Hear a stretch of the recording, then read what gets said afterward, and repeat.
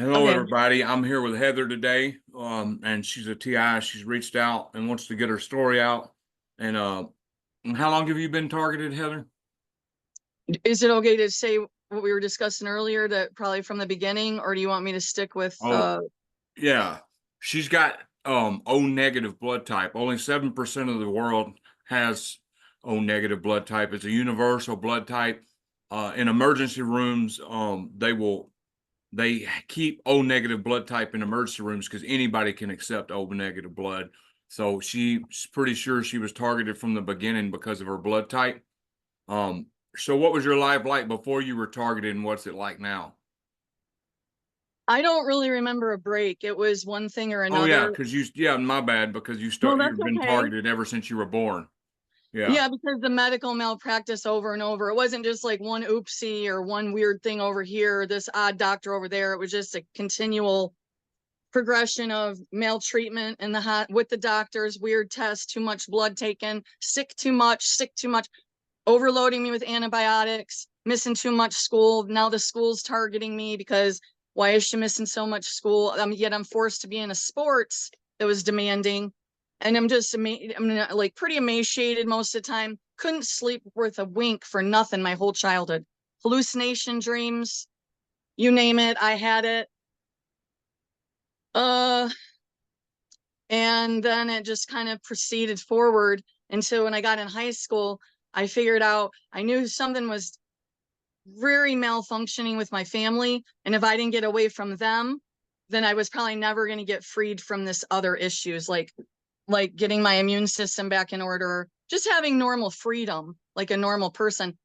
Because there was just a lot of heavy-handed control. So then I noticed the shifts when I tried to get out of the country. So say I had opportunities, like I was in Italy once, I was 14, I was already there. It was on a skating tour, and this host family was willing to take me in because they figured I had befriended with this girl there, and she's like, I said, I got to get away from this family or they're going to destroy me. This family, my family is going to kill me one way or another. They're going to destroy all of my opportunities. So little by little, people that did love me tried to set up these opportunities to go abroad. And I'm not saying that that would have fixed this targeting, because I think we've established. I think the blood type is a big one with this, the whatever was going on. But then I think it evolved, and when I went into like more activist work and stuff, because I think as I was feeling so powerless over in this my personal life with my family, I couldn't get away from them. Heavy-handed control, malfunctions. But now I got the police following me. So by 16, I'm barely in the driver's seat a week, and I got the police following me around. Wow. So that's And more then local. But then it seemed it just kind of just kept blossoming out. And I think a lot of targets are that way. And once they start to realize, like, hey, wait a second, that's weird. I kept having employment issues. People kept ganging up on me. I had that too. I think once we start to piece it together, a lot of us realize it's been going on maybe a lot longer than we ever realized, because we were blaming ourselves for these failures. But technically some of these failures, and I'm not saying I never failed. There was plenty of times I walked out of things that I shouldn't have, or I just couldn't take any more of whatever. But a lot of employments, everything would start out fine, and the next thing I know, I'm being singled out, and the group, like then the group of the workers, like say it was waitresses, which waitresses can tend to be, they used to be quite scary if you were the new girl on the block. But so things like that, but it just kept happening. But then when did it really escalate? Well, unfortunately, after I had my only child, and then I worked at a juvenile delinquency center for less than 6 months, was not a full hire in, but I was in there enough on call. So they hired me on call. And then I realized I was working next arm to arm with predator men. The supervisor, it was pretty much like, I'll hire you in, but you have to have sex with me. This right. was a local juvenile delinquency center. Wow. And I'm like, no, he wanted me to rub his shoulders and just all this weird, inappropriate stuff. But that wasn't even where it got the weirdest. Sexual harassment in the workplace has been going on for eons. It was that couple little girls that were either in confinement were crying with me. So I take their lunch into them. So say I have to take the food into their room, and they're telling me that some of the other male workers were raping them, Right. and that their mom and dad didn't believe them. And granted, I had to sit back for a minute. I'm like, well, these are kids in the juvenile center. So are they telling the truth? Are they not? But they don't really know me. And it seems sincere, right? So, but I don't panic. I mean, I probably was panicky underneath. I'm a high energy type of person. But then what I do is I was like, I'm just going to kind of feel around on this in the sense of, I know this one girl, I went to school with her. I'll maybe just ask her a little bit, but real, just light, like, hey, are you sure that, have you been harassed by the supervisor? Like, I'm not fully hired in, and there's the 2 or 3 men here. Now I did this in private because we were on call, and like, say I was on the night shift with her, and say it was just me and her in the office, and we're having to Right. monitor and keep, okay. But she's getting mad at me for even asking questions like, hey, it took me forever to get this job. I don't care who's doing what. I'm keeping my job. Don't involve me in your wanting to fix stuff routine. That's the world today. That was in the early 2000s. So my son would have Mhm. barely been a year. Okay. So I start to just not take calls because I'm not going to be harassed at work anymore. And if I got to see another little girl, and I'm questioning if these kids or some of them were getting violated by some of these pieces of crap that were working there, grown men. But if granted, did I see it on film? Did I, no, I don't know. I don't know for sure, but I do know that the workers aren't particularly fond of me. So I start getting followed. So there's a federal job. You're hired in on the federal level for a juvenile delinquency center. So I start having these guys following me, and the police tracking escalated. So say I'm coming home, there's the cops. Oh my God, I'm over here. Here's the cops up my butt. I'm trying to then reach out to one loved member saying, the cops aren't leaving me alone. At this point, I don't have a drinking problem. I'm not doing that stupid stuff behind the wheel. You know what I mean? Yeah. But I'm starting to have more panic attacks. Everywhere I turn, there's a cop. Oh my God, everywhere I turn now, it's these 3, 4 pieces of crap that were probably violating the kids at some of the girls at the juvenile center. No one's helping the kids at the juvenile center. Nobody's helping me with my son, protect my son from the predators in the family. I'm having to call up groups. They're telling me that's child's play. That ain't nothing. If you want to report abuse, you better make sure it's big enough. And so that would have been the early 2000s. And that's when my life pretty much fell to pieces.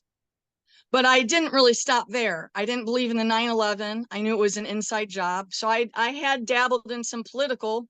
I'm definitely a constitutionalist.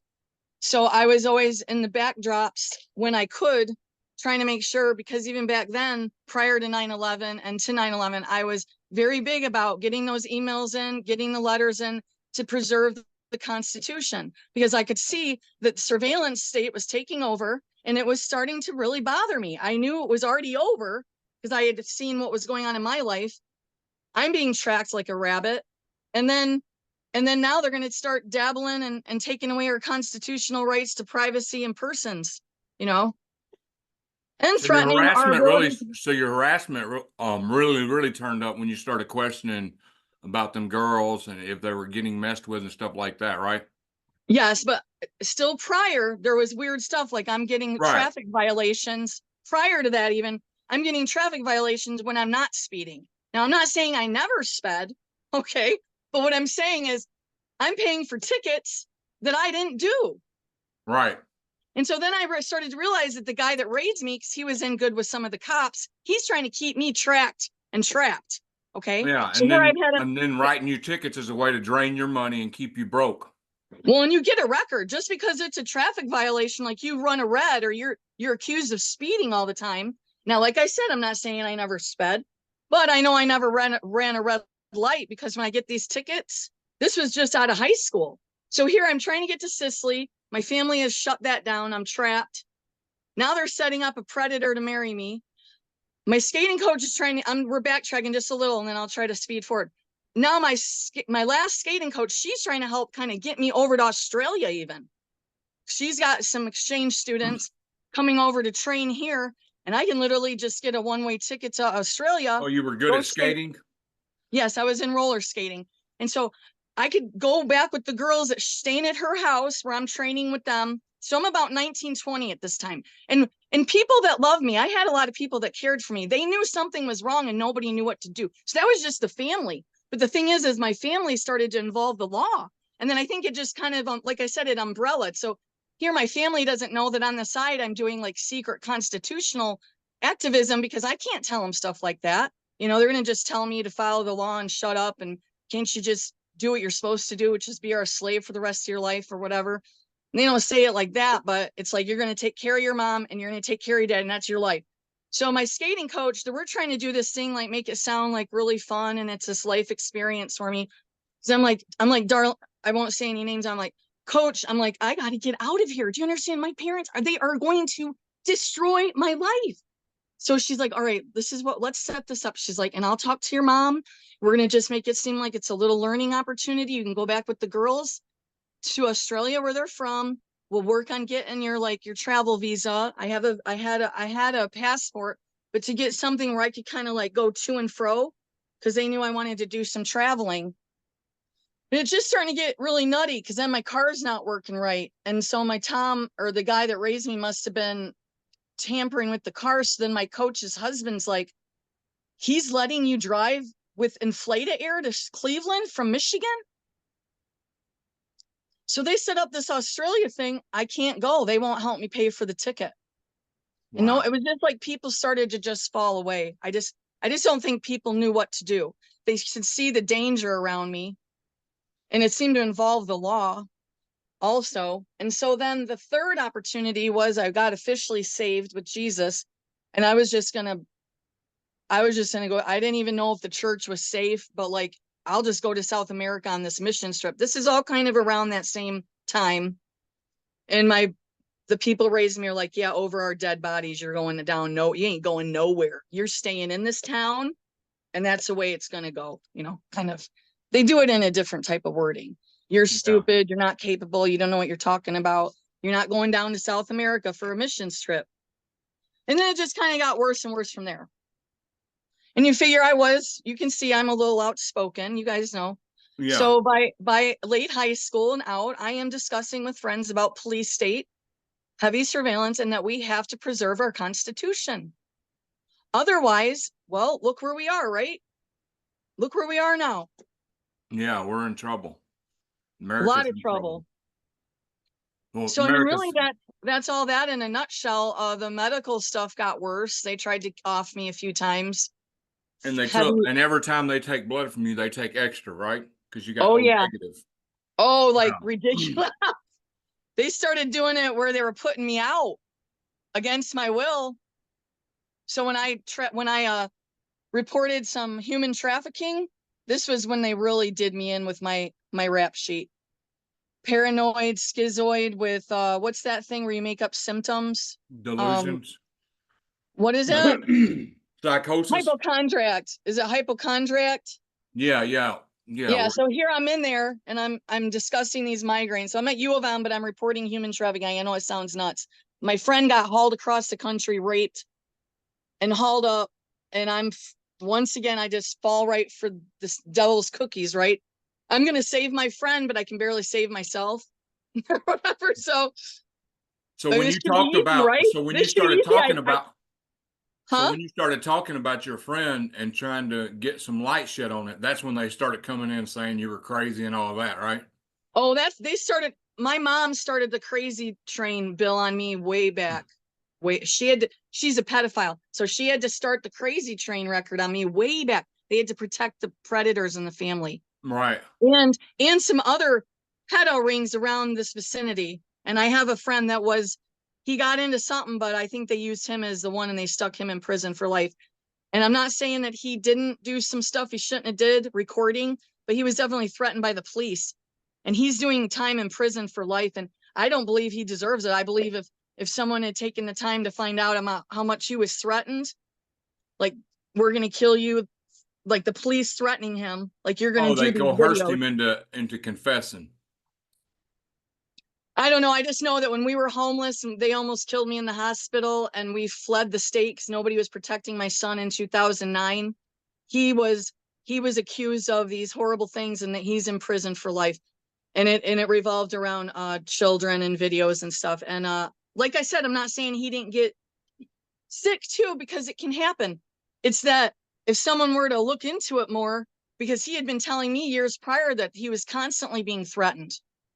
And I'm like, why are you doing this work for the police? What are these cameras for? What the F is going on? And he'd be like, you don't need to know about the details. But you used to be a really good girl. We're all really ashamed of you with all your problems. And it would just always be this narcissistic thing. And so I know we're jumping around a bit here, but I can circle back through so in 2009, excuse me, that's when I was trying to protect my son. And nobody's helping. CPS ain't helping. Nobody's helping. And now we got the cars, the black cars, tinted windows, just stalking and following us everywhere again. CPS ain't helping.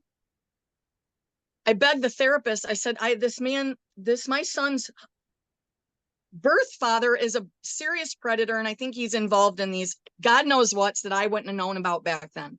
So it was a very short marriage. I got the heck out of Dodge. But the therapist was just like, I got to get you and your son protected. I said, if you call CPS right now, my son is here confessing to you. You're a witness of what he saw, and he don't want to go back to see his dad. And I'll try to loop all this together. So that was 2009. I'm with John. At that time, my husband now. We are just hammered. We're getting, the cars are all breaking down again. Nothing's running. We got to get one up and running. Now the other one's down, up. And I mean, that was always the stuff. Utility bills. We don't barely use any electricity. Why is the utility bill through the roof? They knew that he lost his job and we were barely getting by at that time. Nobody would protect my son. My son starts to shut down. He's like, why did you try to think anyone would ever help us again? You figure he's only about 9 or 10 years old. Can you imagine hearing that from a 9 or 10-year-old mom? No one's ever helped us. Why do you think they're going to help us now? Right. Wow. So we get poison oaked. Like the landlord that time, he did the smoke thing. Me and my son got real sick and everything swelled up. They got us in taking steroids. They overdosed me on steroids. I don't know how I lived. I mean, I'm telling you right now, it was insane. Like prednisone? They injected it too much. Prednisone. I'm allergic to prednisone. Well, so what did he do? Did he burn? So he burned a bunch of poison oak, and the oil got on your. Because I know when you We burn breathed poison it oak, in. yeah, it can get all over you. I remember I was So then, homeless one time, and I was getting gang stalked real bad and threats of kidnapping and all that, and so I climbed up this gutter and slept on this little ledge with this air conditioner unit on the outside, which came on every 15 minutes, so I couldn't use the phone because it was loud. And I woke up the next morning and there was poison oak everywhere. I had it all on my face and stuff. So I walked all the way to the ocean, stuck my face in the ocean, put calamine lotion on me. It's awful. It was awful. we had that in 2005 too. We were in California. Me and my son had it then too. I don't know what that was all about, or if it was just like, if we're getting poisoned or we just had a reaction. But the fact that it happened to us twice between 2005 to 2009, or it was just the way of the Lord saying, you're not leaving Michigan yet. You're going to come back here and whatever's got to go down. I don't know what God's doing, but So do you get stalked when you leave your house? Like if you used to leave your house right now, would you be heavily stalked? some of that died down because they got the false PPOs in this time again on me saying I want to kill everyone. And I never said nothing like that at all. This thug here next door. So him and his associate got in these false PPOs through the judge.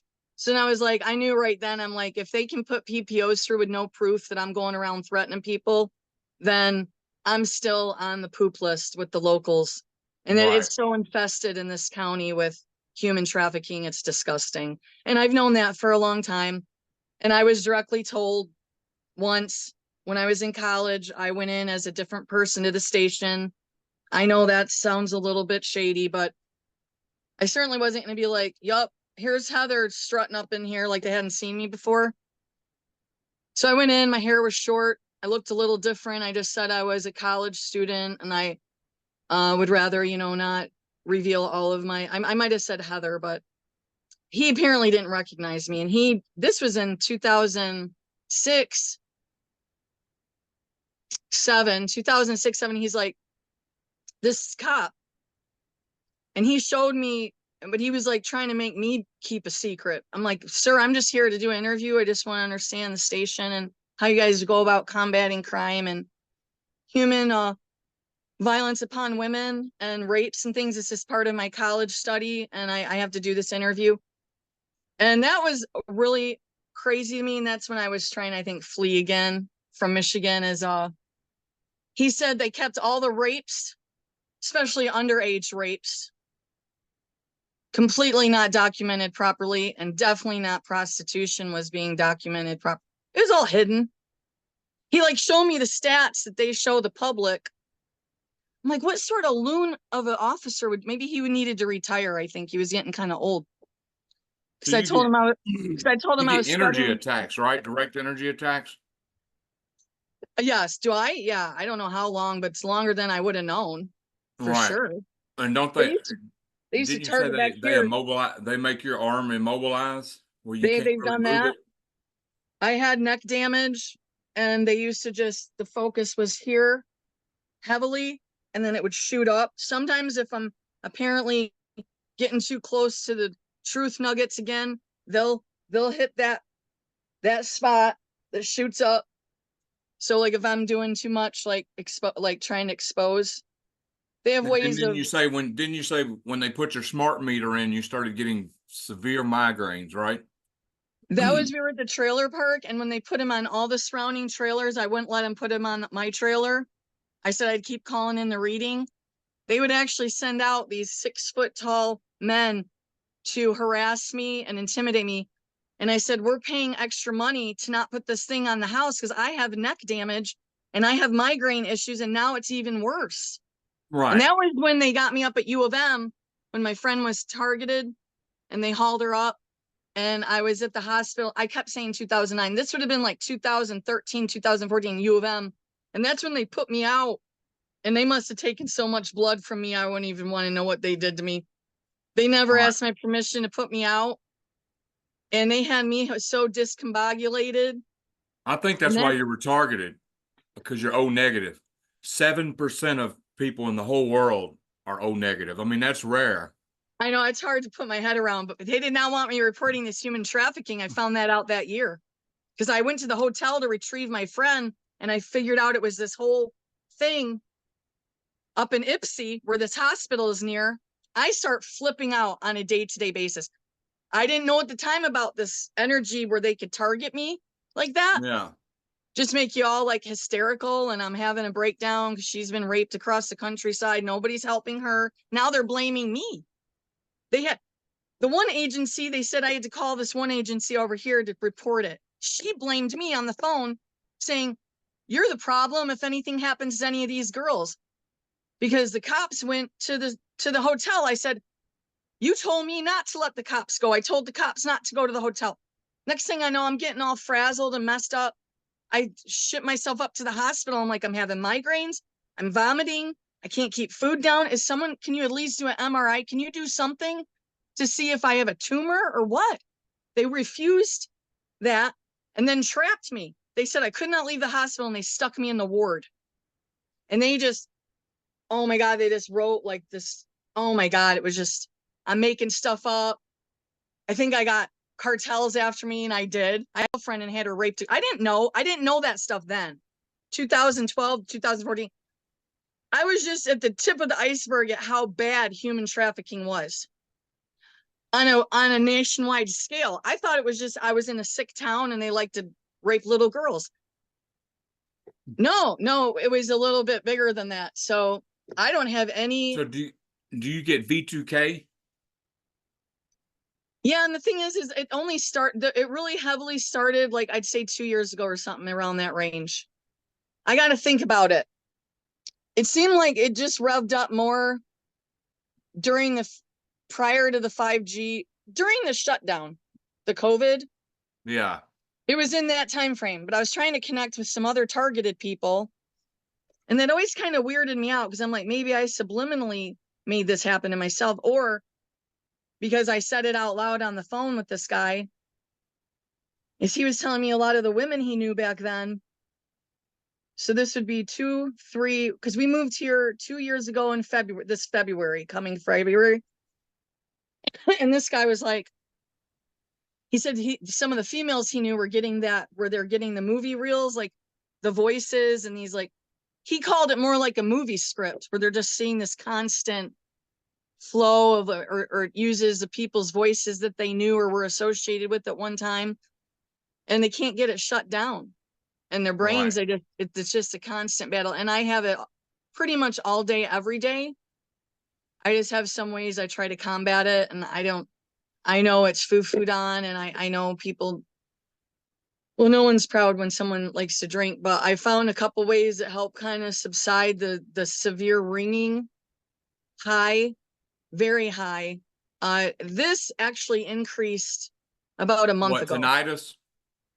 Yeah, they call it that, right? But it started prior or after the silent sonic bomb at the other neighborhood when they tried to blow my head off.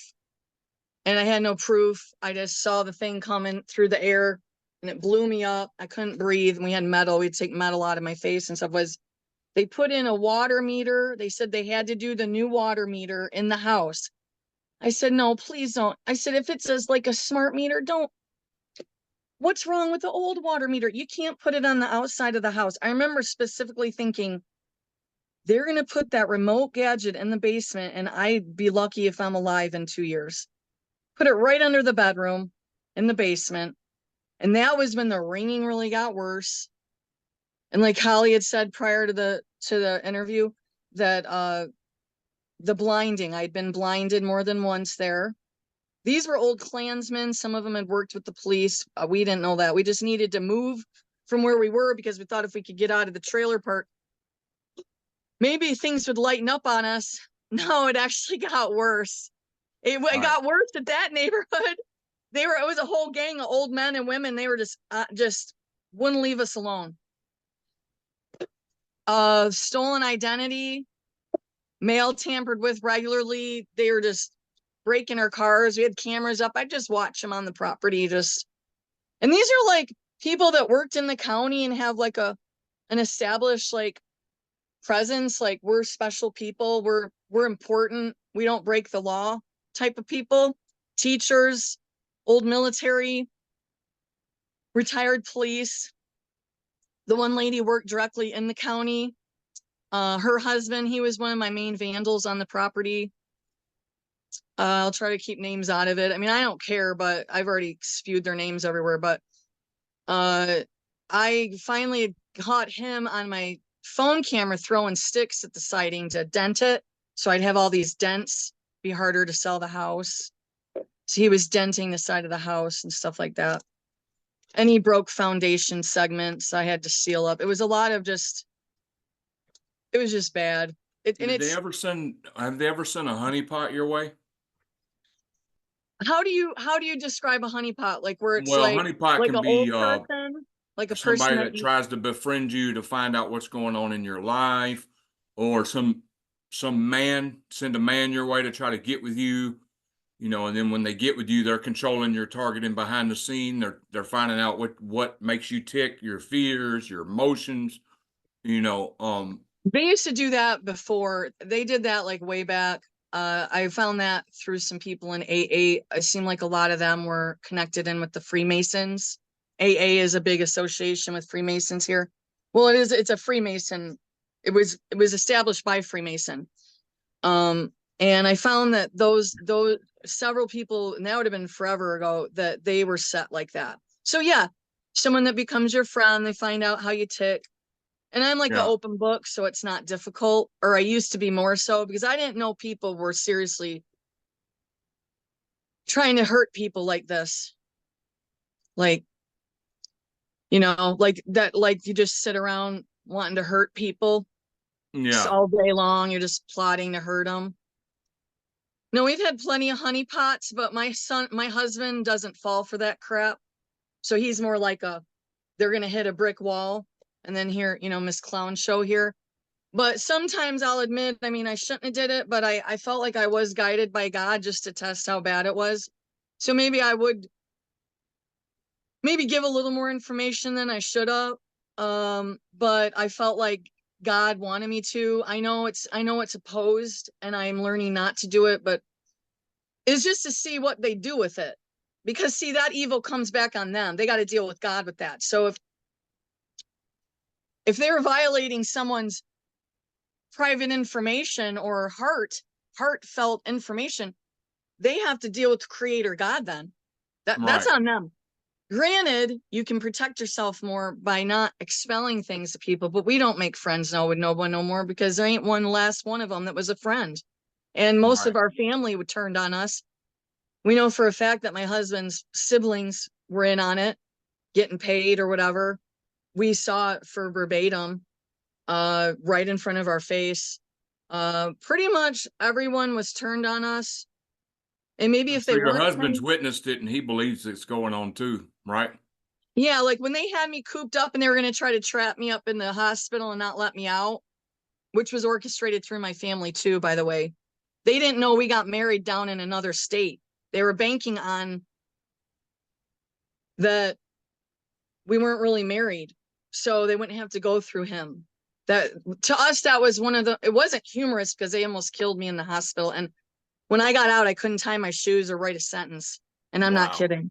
They fried me so bad for reporting this human trafficking. And they literally said, we're not letting you out of this hospital if you mention human trafficking one more time. And do you know that hotel that she got found at, or was found, I think she got back to California, was they tore that down. They Wow. tore that one down, they tore another one down. But what was the original thing you said before I trail off again? Was yes, he's always seen it and knew something was really haywire.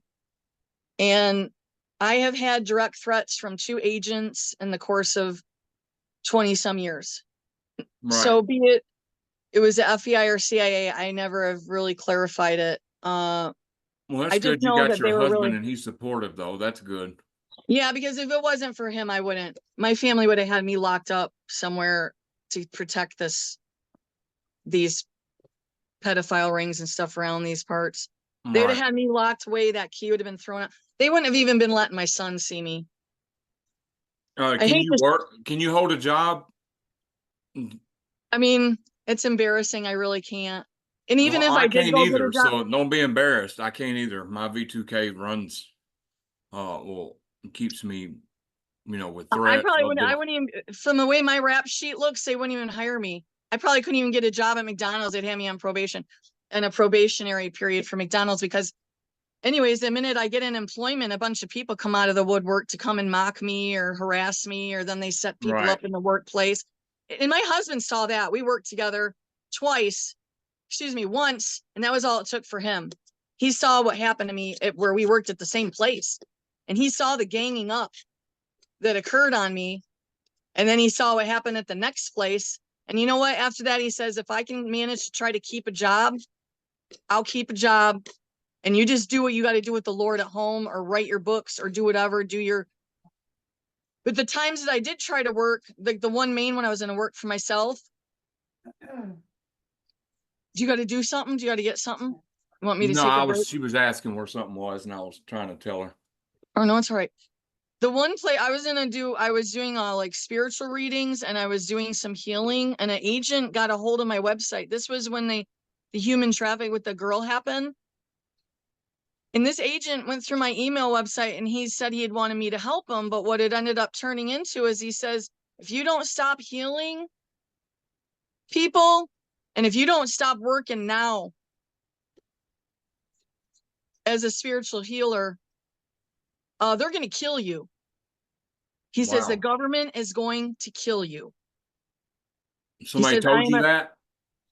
this agent, he said he wanted me to heal him. This could have all been a setup, but I can tell how they talk when they're part of and his phone constantly clicked. It was just, he said they were after him and he was trying to just help me and say, the only thing that we saw through on that is he wouldn't let me come with my husband to heal him. And he said, no, I don't want to see anyone else. I'm like, I said, if you think what we're going through, because at that point we were being so harassed at the trailer, it was insane too, like everywhere else. He goes, well, I'm going to tell you this right now. He's like, if you don't shut up about corruption, you better stop your healing practice. They're going to kill you. The government is going to kill you. He says, but see, he was into all that reptilian stuff. And I was like, they've messed him up bad too. He said there's 2 races and nobody is ever going to want to admit it. He says there's 2 races of humans. Now, for the record, on this video with David right now, everyone, I'm just talking about this theory. I'm not saying it's true or anything like that. Is he said there's two types of humans, and I didn't believe that stuff. Sometimes I do now. Not all the time. I mean, some of these people that are dead set evil, he said there's two types: healers, truthers, and all of these people like that care about human rights. He says we have more of an angelic bloodline. I mean, I don't know. It just seems like goofiest stuff, like Jesus's bloodline, or like more connected to God, but it's in our DNA. I don't know why I'm off-roading on this. I don't really know if I believe all that, but is that he has said, you better stop your healing work. Don't, and if you publish those books, he's like, they're going to kill you. Well, Right. they almost did. So I pulled my one book off the market, but it was about stuff that had happened to me, but I just recently pulled them, but to find another publisher, because lo and behold, my publisher was purposely suppressing my stuff so that it wouldn't sell in the county here. Wow. But So I'm pretty bullheaded. how do you, what ways do you cope with all this? Could you give some advice on how you, well, let us know how you Well, cope with I'll it? just say the good stuff. I do try to pray daily. I try to pray daily. I try to pray even if I'm doing a chore. I try to just focus on God. It doesn't mean that I don't get like down sometimes and just be like, God, can't you just get us all out of here that are being terrorized nonstop? So I'm not saying I'm not, well, I mean, I have my own little silly station, and I'm always honest about, I don't know. I have to stay with Jesus. Like, I know our modern world people think it's a weakness, but if I don't stay focused on Jesus, I've had police brutality and stuff. I've had stuff done to me. I've been injured physically so bad that I didn't know how I was going to come out of it. And I've had near death stuff, not all the way out, but where the spirit or Jesus, somewhat, an angel, whatever, brought me to the other side. And no, I'm not perfect by any stretch of the imagination, but I have to pray a lot, and I have to praise the Lord as often as I can, and just really lean on God, because I haven't really found anything else and I do self-medicate. I'll be honest. I drink a little to reduce the ringing and pain, and I'm not proud of that, but I bet over the course of 20 years, I tried so many different meds. Like you said Seroquel. Most people have great success with Seroquel. Not me. It's like I'm doing an upper. Like they put me on an upper. Right. See what I'm saying? So something's so off with my chemistry. And I And wanted to mention one more thing if you want to wrap it up, because we've been at an hour. yeah, Is and I'm starting to itch and stuff, so it looks like I'm um they stole my DNA at the police station. They were trying to frame me for a med cart break-in. Somewhere between 2005 and 2006, they were trying to, or no, 2004 to 2005, they tried to frame me with a med cart break-in at a nursing home. right. And against my legal rights, they forced me to give the police station my DNA. Hmm. And then shortly after, an agent visited my parents' house, and he said, you're going to leave the son here, and you're going to get the F out of here, and you're never going to return to Michigan again. He's like, better yet, why don't you get out of the dang country? Wow. Because he So they says, if took you your don't, DNA because they say that, they say you can get targeted through your DNA. Once they get your DNA, they can hit you with weapons and all kinds of stuff and frequencies. And that's when so my physical problems increased between 2004 and 5. after they took it, wow. And then the agent threatened me. I said, I'm not leaving my son behind. You got to be nuts. And it really just got worse from there. There's not been like a point between 2004 to now where I'm like, oh yeah, it's really lightening up around here. So really just God is my go-to. Nature, sitting in nature with God, Amen. focusing Yeah, on nature helps too. being So grounded in nature and stuff. I've heard that, I wish my agoraphobic wasn't so bad where I didn't have panic attacks leaving the house so I could go in nature. well, I mean, because when you've had your head and stuff almost blown off, you get a little bit scared out in the woods Yeah. because you don't know if did they send someone that day. I've been there. Like, I know now I can't say I'm out wandering around in the forest. Me and my husband were talking about that because we've had so much creepy stuff when we used to do that a lot. That was one thing that we were really connected with, and it helped us so much. But we had so many bizarros at the end after we stopped doing the hikes with the dogs, like some random dude that wasn't even on a hike. You're like, I don't even want to get into all that. It just starts to make it sound like we do make this crap up. But Oh, it's not made up. so I try to at least sit out and just, even if I can just feel protected on the porch and just, look at God's creation and like realize that the God has all this under control. It may not seem like it, and that we are kind of small in the whole scheme of things that the Lord is doing. That does not discount the pain that we endured or do endure with most people not believing us. But that if we can just really get that solid, is God has this under control. And even if we don't believe it sometimes, that then maybe just reach out to one of our brothers and sisters online or on the phone that will tell us again, God has this under control. Right. Because if you look at any believers out there, and if you're not a believer, I understand. I was mad at God for years, so if anybody understands, I understand. But all of most of the people that follow Jesus suffered. You know, they're That's why I go to those guys, because we forget we're human. We tend to run selfish. We have to be reminded, some of us have to be reminded daily that, I don't want to say that we're not special, but God and the apostles and those that love God to this day are still being heavily, heavily persecuted. The yeah. problem is with this remote stuff is it's so unidentifiable. It's not like we can prove it. And did you notice that it's being mentioned more in the media, but it's just being placed on, they said the Trump supporters were being Oh yeah, remotely yeah, attacked. the Trump supporters. I think they got hit with direct energy, but there's no proof. But a bunch of Trump supporters went to the hospital. Is that what you're talking about for their eyes? Well, there's that, and I have another one to share too, if you know of other ones that's happened. So I'm like, well, if enough people have said it, why aren't they stopping it? Right. Why isn't it being shut down? Tell me, David. Holly, tell me. Why Because it's isn't the it being biggest shut down? because I these just told you God has corporations, it. the What? corporations are trying to perfect AI. They're collecting data from us TIs, and we're the front runners, and it's eventually going to be rolled out on the whole population.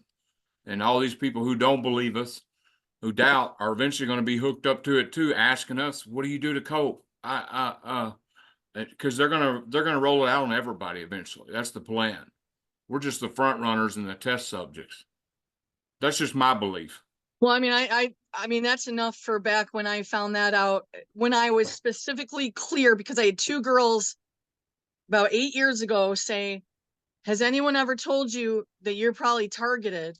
I said, well, I kind of know I've been targeted, but if I go to the doctor and say I'm targeted, what do you think they put on my file?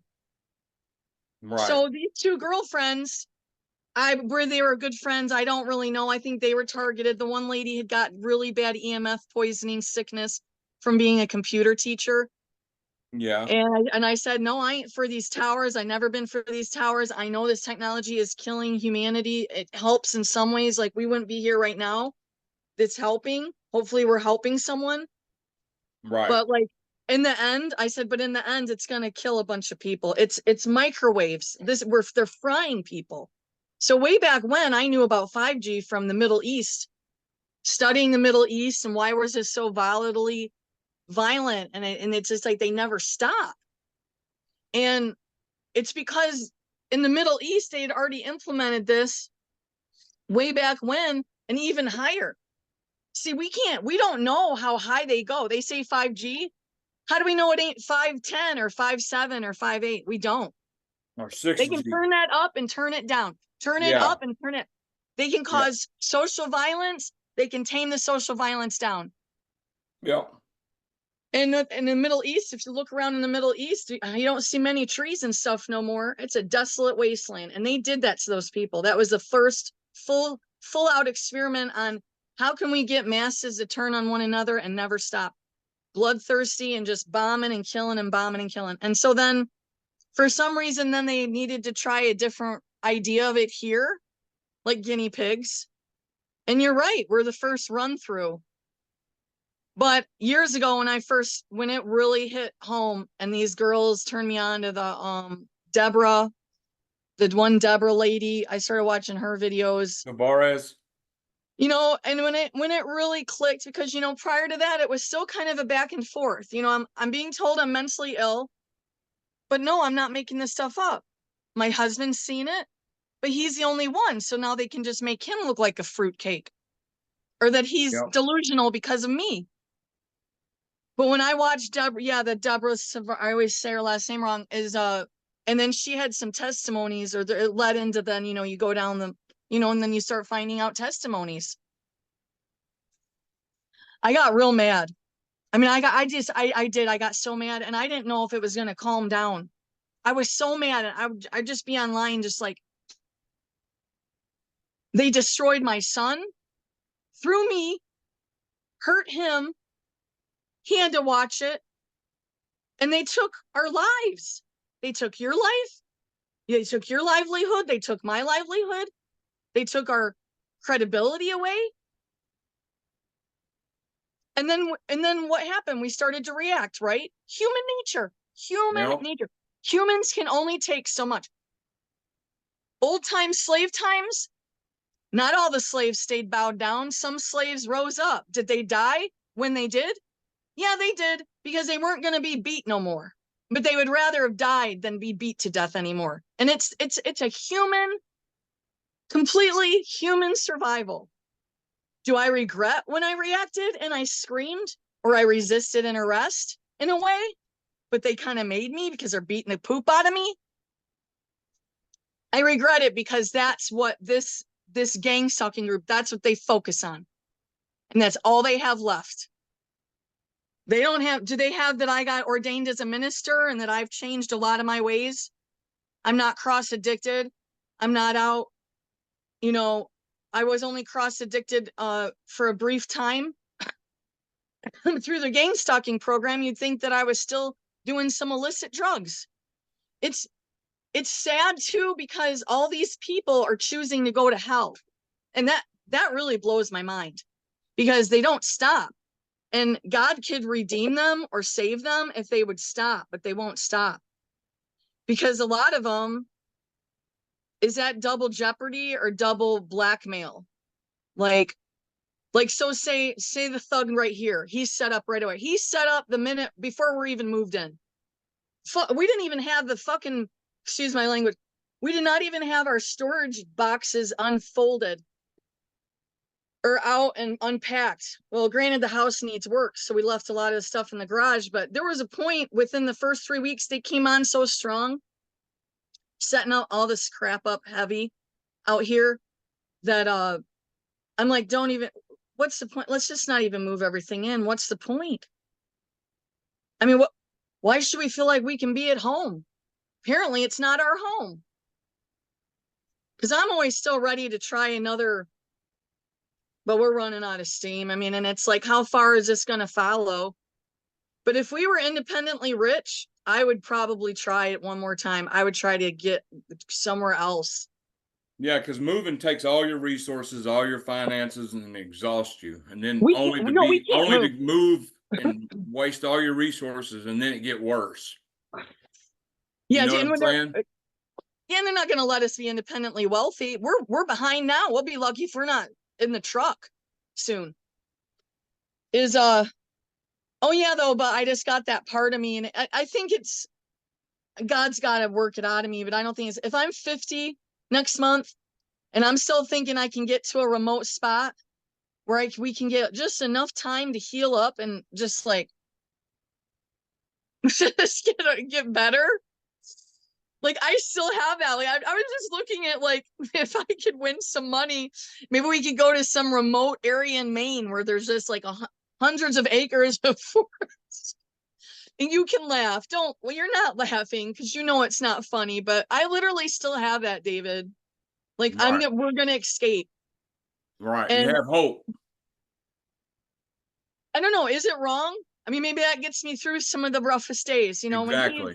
when he's having a rough day and I'm like, hey, you know, isn't this funny? Maybe we could get this money and we could go to this cabin. Ain't nothing wrong with that. We could go to this cabin out here and we could have some peace and wiggle room to protect ourselves better. And he doesn't make fun of me, but he knows that we can't. And Ain't nothing wrong with hope and hanging on to hope, though. You know. and no, but I guess that's not, you know, that's not in the horizon with God, and he, you know, and that's not what God wants right now yet. And I probably isn't going to happen if it didn't happen by now. But maybe I don't need to beat myself up about it. Maybe it gives me some, you know, a break. Even if it's imaginary, you know, chances of us moving remote to Maine is this is not very uh he's a craftsman. He likes to work with his hands in the steel industry and stuff. And I'm like, well, maybe we can make stuff and sell it, but we're horrible at marketing. Him and I are we're like we're not very good at marketing. We're not salesmen or saleswomen, but we do it sometimes. I'll send him like a property, like even something that's not like so over and beyond, you know, like, well, we can maybe afford it, but where are we going to work? Where are you going to work? In the middle of nowhere with the bears up in Maine. there's, nowhere, there's nowhere you can work, you know? Right. Oh, God. Well, is there, I really thank you for coming out and being brave enough to tell your testimony. Is there anything you want to, any message you want to give to any targets that's watching this right now? Well, I think like how you were saying is like, how do we get by every day? And I think the most important thing is be gentle on yourself. Most targets are highly critical of themselves. They feel guilt and shame for technically stuff that we didn't even do, you know? Right. And so the devil uses stuff to keep us down, and he wants us to blame ourselves and feel defective. And if we can just keep every day, like rise above that, because that's to keep us stuck so that we want to harm ourselves or give up. And so we can't give up, and we have to have a support system of other TIs, and we have to help each other get out of the stuckness when we get stuck and sad, because that's gonna happen. We wanted to have fruitful lives too, and we don't know why that was taken from us illegally and inhumanely. And so taking care of ourselves, hot baths, foot soaks, fresh water, try to eat fresh food, try not to do heavy drugs. I know a lot of TIs will just assume someone's a perp if they have a drinking problem or they smoke tobacco. I've heard some of the most wildest, and not that we should be saying, oh yeah, self-medicating is completely healthy. If God can sober you up and you feel fine and you can function every day, great. If you don't have addiction problems, wonderful. Some of us TIs, they have fried so much of our frontal and parts of our brain that we're locked in habits that we necessarily maybe didn't want. Yeah. I mean, I could be wrong on this. I might be making excuses, and tell me if I'm wrong. But I think mainly it is we have to have support, and we cannot give up. We seriously, we have to go to the finish line with the Lord. And when he lets us go and he lets our life be taken, that we have to just keep that courage up with the Lord. Right. Even if we're crawling, even if it's a day where we can't walk and we're crawling to the bathroom and we're sobbing our eyes out. Just don't try not to sob in front of your gang stalkers. But the thing is they're just listening and watching us in our houses anyway. So what difference does it make? You know, like try not to cry out in public in front of them, or don't do what I do. Don't if you're a woman and you got men after you in big groups, don't flip them off and call them stuff and say stuff that you're going to regret, because they're going to run down and tell the police that you're wanting to do people in, and you didn't say that at all. You just don't want a bunch of motorcycle thug rapists harassing you while your husband's at work. So don't do what I do. Don't flip them off. I've got a bunch of things I do to get by, but I'm older. I'm at the end of this. I'm closer to the end than the beginning.